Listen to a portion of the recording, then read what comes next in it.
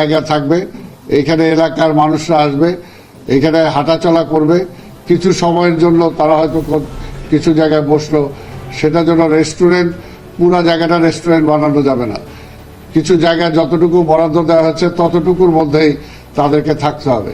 গতকালকে আমি আসার পর দেখলাম যে এটা একটা অবাস্তব একটা ব্যাপার, যে সম্পূর্ণ জায়গায় একটা মেলা চলছে। কারা মেলা করলো, কারা অনুমতি দিল, সিটি কর্পোরেশন জানে না। এইভাবে তো চলতে পারে না, সেজন্যই পরে তাদেরকে উচ্ছেদ করা হয়েছে। এই জন্য আমি বিশেষ করে আমাদের ধানমন্ডি সোসাইটিকে বলবো যে আপনারা এই ব্যাপারে আপনাদের বিশেষ দায়িত্ব পালন করতে হবে, এবং এখানে এটাকে রক্ষা করার জন্য মাননীয় মন্ত্রীর পক্ষ থেকেও প্রতিনিধি আছে, আপনার সোসাইটির পক্ষ থেকে প্রতিনিধি আছেন, বিভিন্ন আমাদের সংস্থা থেকে প্রতিনিধি নেওয়া হয়েছে। আমরা বলবো যে আপনারা দয়া করে মাঝে মাঝে বসে এটাকে কিভাবে সুন্দরভাবে পরিচালনা করা যায় সেই ব্যাপারে সিটি কর্পোরেশনকে আপনাদের সহযোগিতা করতে হবে। তা না হলে তো রক্ষা করতে পারবো না। ঈদের দিন আমি আসলাম, আবর্জনা পরিষ্কার করার পরে দেখলাম ওইখানে একটা মহিলা আর সাথে 2-3টা ছেলে গোবর, যার নারী ভুঁড়িগুলো, গরুর নারী ভুঁড়িগুলো ওইখানে পরিষ্কার করতেছে। পাশ দিয়ে আপনাদের ধানমন্ডির লোকজন হেঁটে যাচ্ছে, তো তাদেরকে তো বাধা দিতে হবে। বাধা না দিলে তো সে সচেতন হবে না। তো এই কাজগুলো তো আমাদের সবাইকে করতে হবে।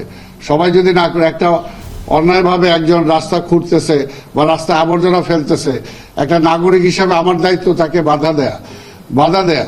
তো সেই কারণে সেই কাজগুলি যদি আমরা করি, আমি বিশ্বাস করি যত এইবারের ঈদে পুরাপুরি না হলে অত 10-15% মানুষ কিন্তু সচেতন হয়েছে। তাদেরকে যে আমরা চটের ব্যাগ দিয়েছি, অনেকে নিজেরা কিনেও চটের ব্যাগের মধ্যে বর্জ্য ফেলার জন্য চেষ্টা করেছেন। আমি বিশ্বাস করি যে কিছুদিন সময় পেলে অবশ্যই নাগরিকরা সচেতন হবে, এবং সচেতন হলে আমরা ঢাকা মহানগরীকে আরো পরিচ্ছন্ন করতে পারবো, আরো সুন্দর করতে পারবো। সেই ব্যাপারে আমাদের সবার সহযোগিতা দরকার। আমরা ধানমন্ডিটাকে একটা টোটাল একটা প্রোগ্রাম নিয়েছি, এই লেক সহ ধানমন্ডির আশেপাশে টোটাল এলাকাটাকে আমরা সৌন্দর্য বর্ধন করতে চাই। আমরা এখানে আরো গাছ লাগাতে চাই। আমরা এখানে লাইটটা সুন্দর লাইটটা আমরা এখানে আনতে চাই। অন্য জায়গায় যে সমস্ত লাইটের ব্যবস্থা আছে, এখানে অন্যরকম লাইটের ব্যবস্থা আমরা করতে চাই, সোলার ব্যবস্থা করতে চাই। এখানে আপনারা দেখছেন যে আমাদের কেবল টিভি, এবং ওদেরকে আমরা ইতিমধ্যে মাটির তলায় তাদেরকে নিয়ে যাওয়ার জন্য অনুমতি দিয়েছি।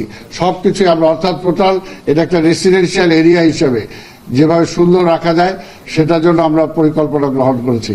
পাশাপাশি এই জোনে যে অঞ্চলগুলো আছে, আজকে নিউ মার্কেটের মতো একটা মার্কেট আছে, সেখানেও আপনারা যারা আছেন, আপনারা এখানে লোকজন আছেন, সেই নিউ মার্কেটটাও কিভাবে একটা সুন্দর মার্কেট হিসাবে রাখা যায়, আশেপাশে যাতে অন্তত পরিষ্কার পরিচ্ছন্ন রাখা যায় সেটা চেষ্টা করতে হবে। পুরা নিউ মার্কেট এলাকাটাকে তো, ধানমন্ডি এলাকাটাকে, এলিফ্যান্ট রোড এলাকাটাকে তো সম্পূর্ণ হকার দিয়ে ভরে দেওয়া যাবে না। হকারও একটা শৃঙ্খলার মধ্যে রাখতে হবে, যে কোন কোন জায়গাটায় তারা বসবে, কিভাবে বসবে, কতক্ষণ বসবে, সেখানকার পরিষ্কার পরিচ্ছন্নতা কি হবে। যে একদিন হঠাৎ করে রাত্রে আমি এলিফ্যান্ট রোডে আসার পরে সে জায়গায় দেখলাম যে হকাররা চলে যাওয়ার পর রাস্তাটা তাকানো যায় না, এমনভাবে ময়লা আবর্জনা হয়ে সেখানে ভরে আছে। এটাকে কে ক্লিন করবে? আজকে যারা দোকানদার আছেন, যারা বাড়ির মালিক আছেন, আপনারা তো ট্যাক্স দিচ্ছেন, আপনার ট্যাক্স দেন, আপনি যে সুযোগটা পাবেন, এটা হকার তো সেই সুযোগ পেতে পারে না। সে তো কোনো ট্যাক্স দিচ্ছে না, সে তো সিটি কর্পোরেশনের কোনো আওতাধীন কোনো কিছু না। তবে আমরা এখন চেষ্টা করছি হকারগুলোকেও আমরা রেজিস্ট্রেশনের মাধ্যমে নিয়ে আসবো, তাকেও ট্যাক্স দিতে হবে।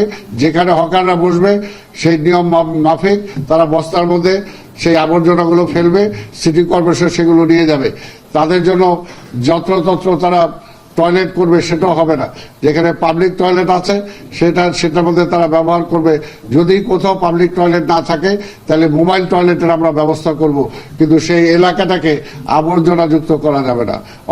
অনেক জায়গা আছে সেগুন বাগিচার মতো, এই এলাকায় না, তবু বলতেছি সেগুন বাগিচার এলাকার মানুষরা আজকে আমাদের কাছে এসে আপত্তি করছে যে এই যে হকারদের জন্য, এই ক্ষুদ্র দোকানদারদের জন্য আমরা বাড়িঘর থেকে বের হতে পারি না, আমার ছেলেমেয়েরা চলাফেরা করতে পারে না। তো ঢাকা শহর তো সারা বাংলাদেশের সবাইকে জায়গা দেওয়ার জন্য আমরা এখানে জায়গা করি নাই। আজকে প্রত্যেকটা বিভাগীয় শহরে তাদেরকে জায়গা দিতে হবে। এই জন্য আমরা বলতেছি রেজিস্ট্রেশনের বাইরে, আজকে আপনি ঢাকার বাইরে থেকে আসলেন, কালকে একটা ভ্যান নিয়ে নেমে যাবেন, একটা হকারি করবেন, একটা রিক্সা নিয়ে নেমে গেলেন, রিক্সা চালাবেন, নো, এটা হতে পারে না। সবকিছু সিস্টেমের মধ্যে আসতে হবে। ফার্স্ট রেজিস্টার্ড হইতে হবে, এবং কতজনকে আমরা রেজিস্টার্ড করব সেটাও তো একটা সীমাবদ্ধতা আছে। হাজার হাজার জনকে তো আমরা এখানে রেজিস্টার করতে পারবো না, প্রতিদিন আসবে, রেজিস্ট্রি হবে, নেমে যাবে, সেটাও কিন্তু আমরা দিতে পারবো। কারণ সবকিছুই আমরা একটা কন্ট্রোলের মধ্যে আসতে হবে, একটা নিয়ন্ত্রণের মধ্যে আসতে হবে প্রত্যেকটা এলাকাতেই। এই ব্যাপারে আপনাদের সহযোগিতা চাই। পাশাপাশি কোথাও কোনো রাস্তা যদি খারাপ থাকে, কোথাও যদি কোনো ড্রেনেজ বন্ধ থাকে, কোথাও যদি এমন একটা জায়গা আছে যে আমাদের সিটি কর্পোরেশনের কর্মীরা কখনোই সেখানে যায় না, আবর্জনা পরিষ্কার করে না, কোথাও যদি কোনো একটা লাইট দীর্ঘদিন ধরে জ্বলছে না, সেগুলো আপনারা এই সমস্ত বিষয়ে আপনারা আমাদেরকে জানাবেন, আমরা সাথে সাথে সেই ব্যবস্থা গ্রহণ করার জন্য চেষ্টা করব। আজকে আপনাদের পরামর্শ নিয়ে টোটাল এই জোনটাকে কিভাবে একটা আদর্শ জোন হিসাবে আমরা রূপান্তরিত করতে পারি। আমরা তো চাই ঢাকা সিটি দক্ষিণের মধ্যে ধানমন্ডিটাকে একটা আদর্শ জোন হিসাবে আমরা পেতে চাই, এবং এই ব্যাপারে আপনাদের সহযোগিতা চাই। এই ব্যাপারে আপনারা সহযোগিতা করবেন, আপনারা বক্তব্য দেবেন। মাননীয় মন্ত্রীর ওনার প্রোগ্রাম আছে, উনি বক্তব্য দিয়ে চলে যাবে, তারপরে আমরা কথা শুনবো, এবং সেই কথার উপরে পরবর্তী পর্যায়ে আমরা আলোচনা করে আপনাদের কথার আমরা জবাব দেওয়ার জন্য চেষ্টা করব। আমরা যেটা বলবো সেটাও আপনাদেরকে শুনতে হবে। এইভাবেই কিন্তু সম্ভব ঢাকা শহরটাকে একটা সুন্দর শহর হিসাবে আমরা রূপান্তরিত করতে পারবো। আমি রাশিয়ান অ্যাম্বাসিডরদেরকে ধন্যবাদ জানাতে চাই যে আজকে এখানে আমাদের বসার সুযোগ করে দিয়েছেন, সেটার জন্য আমি তাদের কাছে কৃতজ্ঞ। ভবিষ্যতে আমরা চেষ্টা করব টোটাল এলাকাটাকে যাতে ভালো রাখতে পারে, এই ব্যাপারে আপনাদের সুপরামর্শ আমি আহ্বান করছি। আপনাদের সবাইকে ধন্যবাদ।